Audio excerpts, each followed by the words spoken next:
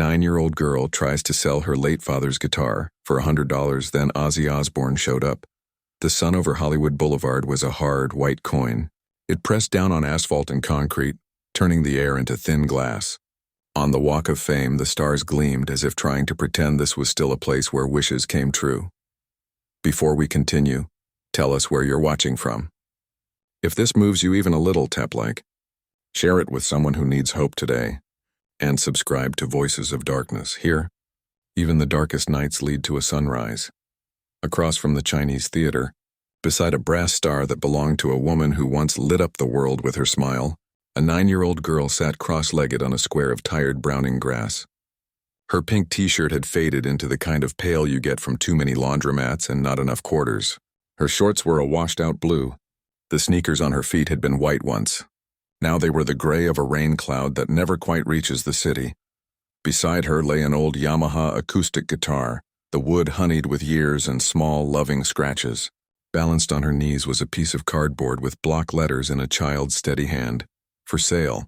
100 people streamed past, tourists chasing angles, clumps of influencers wrapped in ring lights, a man in a rubber Batman cowl posing for cash, a woman selling star maps to houses behind hedges. Some smiled at the girl because she looked brave and small and determined. Some took pictures because everything on Hollywood Boulevard is a picture until it isn't. No one stopped. Emma Rose Williams did not cry. Her father had always said tears were water for the garden inside you. Necessary, but you couldn't flood the roots. She blinked, breathed, held herself together. She had been there for 3 hours. She was 9 years old. She was selling the last gift her father had given her. The heat trembled. A police siren murmured somewhere and faded. The smell of sugar and hot oil from a churro cart drifted by and made her stomach cramp with hunger. She laid one hand on the guitar, just the curve of it, the way her father's hand used to rest there when he tuned it, and waited. At 2:42 p.m., a man in a black t-shirt and faded jeans stepped into the ripple of shade cast by the street's lone jacaranda. He held an iced coffee like it was a small joke on a hot day. He wore sunglasses, the kind people buy when they're trying not to be seen, and the kind people never notice because they're too busy looking for something brighter. He might have been anyone. He wasn't. Before the fall, Emma's world was built from small, reliable things. The scratch of pencil on homework, the smell of diner coffee in her mom's hair when she kissed her goodnight, the low music of her father's voice when he hummed and tuned the Yamaha. On Emma's 7th birthday, they had unboxed the guitar together at the kitchen table.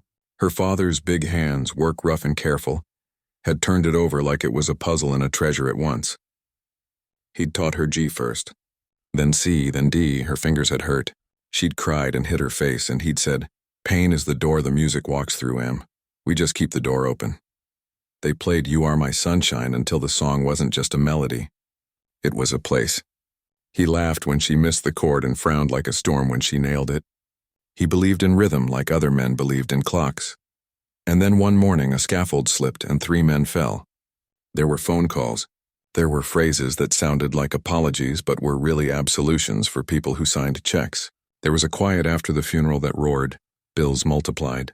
Letters turned red. Emma's mother, Linda, found a job at the diner where coffee was endless and tips were not. The fridge learned the sound of being opened and closed on a prayer. At night, from her room, Emma heard the soft stutter of her mother's tears at the kitchen table where the guitar once waited. That morning, Emma had slipped the Yamaha into her school backpack, the neck sticking out like a secret that couldn't be folded. She took the bus and counted stops with the cool bravery of someone whose heart is already in the right place. She chose the star beside the woman with the bright smile, because her father said that smile could light a room from the inside. She wrote $100 because it sounded like enough to make a difference and not enough to break the world. She did not plan for the heat. She did not plan for the silence of strangers. But Emma's father used to say, "Life is a song you only learn while you're singing." She waited. She kept singing. He had tried to take a walk without the world noticing. In Beverly Hills, that was a trick. On Hollywood Boulevard, it was nearly impossible.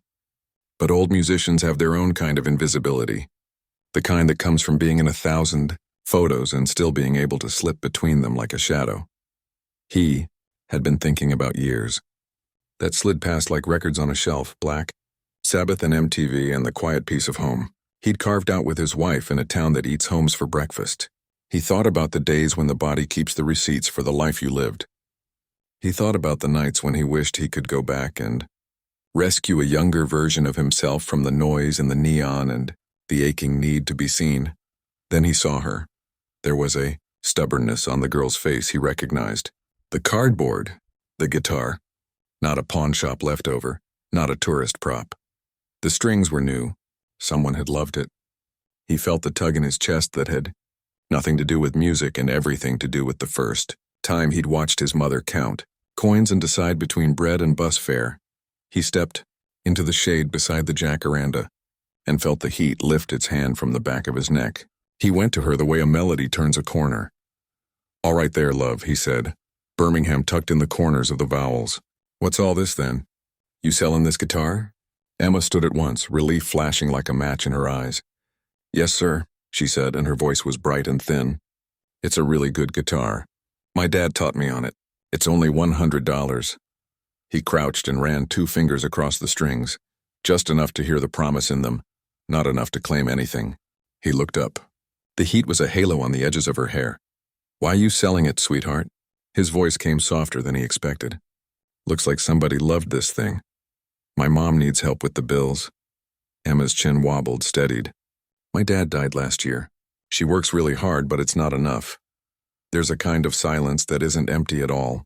It's crowded with the past." He felt it fill him. He saw a terraced house, 6 kids, a father home with exhaustion like a second skin. He tasted the salt of first-stage fame mixed with the blood of mistakes. He thought not for the first time how luck and mercy look identical from a distance. "Your dad taught you to play?" he asked. "Yes," she said. "He said music makes everything better, even sad things." "Oh, he was right about that." He lowered his sunglasses so she could see his eyes. "Dads who teach their little girls to play guitar, the best kind of dads." She smiled. It was small and sudden and broke his heart in the hopeful places. "Did your dad teach you music?" she asked. He laughed and it scattered some of the heat. "Nah, my old man couldn't carry a tune if you put it in a bucket. But he worked like the devil, so I learned on me own." He stood. The wallet in his pocket was an old thing. The leather softened by 1,000 opens, 1,000 closes. He took out 5 bills and felt the past and present shake hands. He put $500 in Emma's palm. Her eyes went wider than stars. "Sir, it's only 100, she whispered. "I can't take that," he said, "is not for the guitar. That's for you. For your mom. For whatever has to be paid before the world gets its hands on your hope." He nodded at the Yamaha. "That you keep. That's your dad. That's every lesson he taught you and every one he didn't get the chance to." Emma held her breath the way people do when something holy walks into a Tuesday afternoon. "Why are you being nice to me?" she finally asked. "You don't even know me," he swallowed. The past pushed up, fierce and simple, "Because a long time ago I was you. Different street, same story. And nobody stopped. So when I see a kid being brave, I stop. That's the rule." Somewhere to the left, a tourist gasped. "Oh my God, that's..." Phones rose like a field of metal flowers. The air changed. He felt the shift, the crowd building its tidal pulse, the recognition that moves through people like electricity. He put his sunglasses back on and smiled like a man who had learned how to greet storms. "All right," he said to the crowd, voice easy and iron at once. "Calm down, you lot. I'm talking with me friend here." Security drifted from doorways. The hum turned to buzz. He bent once more to the girl. "I've got to go before this turns into a circus," he said. "But promise me, play that thing every day. Your dad will hear it." Emma nodded, the kind of nod that happens in a vow. "Are you famous?" she blurted, because the world was running at her now with cameras and sharp, excited edges. He grinned. "Bit famous. Don't believe half of what you hear about bats," he added, and the grin softened into something older. "This isn't about famous. It's about brave. You're the bravest person I've met today." He patted her head gently like you touch a cord to stop it humming, and slipped into the moving weather of the crowd. The last thing she saw was his hand lifted in a small, silly wave. The last thing he saw was a child holding a guitar like a lighthouse. When Emma walked into the apartment with $500 in her fist and the guitar still slung in the strap across her shoulder, her mother's face did something complicated and human. Anger first. Because fear always comes dressed as anger. and then a breaking that became gratitude and then became simple. Disbelieving relief. Where did you, how? Emma told the story in one breathless thread. The boulevard. The cardboard. The old man. The suddenly not-so-old name the crowd had given him. I think he said bats. Emma frowned. And don't believe everything you hear. Linda sat at the table and looked at the money and then at her daughter and then at the ceiling like she might find a prayer tucked into the corners. She laughed a little, cried a lot, and finally pulled Emma into her lap the way she had when Emma was small enough to fold there. Your dad would be so proud, she said against Emma's hair. So proud.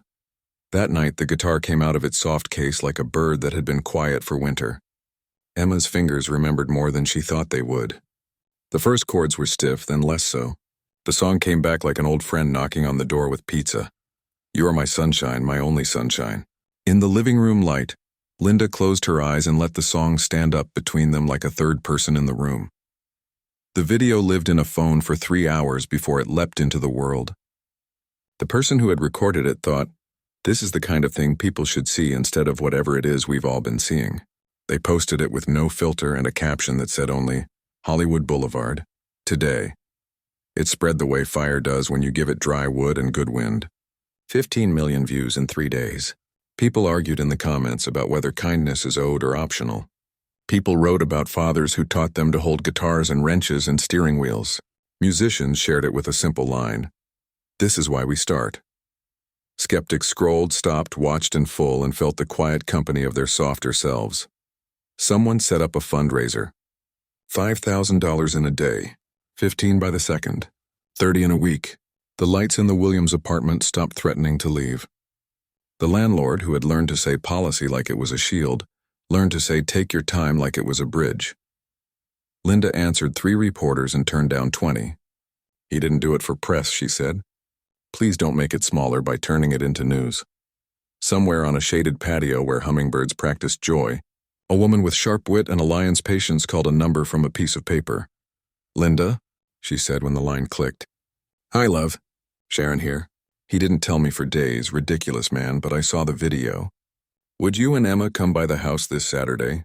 Nothing fancy. Sandwiches and a bit of noise. Linda's yes came out shaped like gratitude and awe. The house in Beverly Hills was the sort of place you don't see in real life until someone opens the gate and invites you in. But the backyard was ordinary in all the right ways. Grass a little too long, a small wooden stage with scuffed edges, mismatched chairs pulled into a circle. There were sandwiches. There were paper cups sweating iced tea. He met them at the door, smaller somehow than on stages, larger somehow than on screens. There she is, he said when he saw Emma. My little rock star. You bring the Yamaha? She nodded, suddenly shy and suddenly brave at once. Good, he said, and led her to the stage. He showed her how to plant her feet like you're telling the earth you'll be staying a while. He put the guitar in her hands and set his fingers on his own instrument like a man offering prayer. All right, he said. Today we're going to learn a riff your dad would have loved.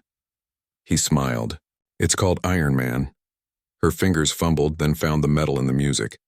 He slowed down the notes and fed them to her like steps across a creek. She missed. She hit. She laughed. He laughed louder. Time wrapped around them and sat down. You see, he said, slow and steady. It's not about being fast. It's about being true. Like being brave? She asked. Exactly like that. They played until the sun slid toward the hedge and the tea ran out. They ate sandwiches that tasted like summer and belonging. When it was time to go, he shook Linda's hand and hugged Emma carefully, like he was protecting a cord from buzzing. You keep practicing, he said, every day. That's the magic, love.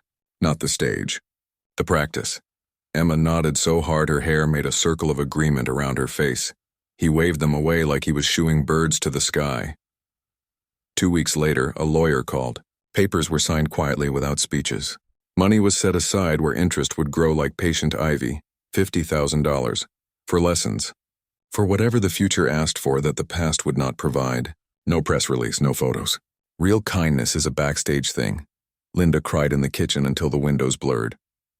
When she told Emma, the child held the guitar like a promise and said, Does this mean I get to play more?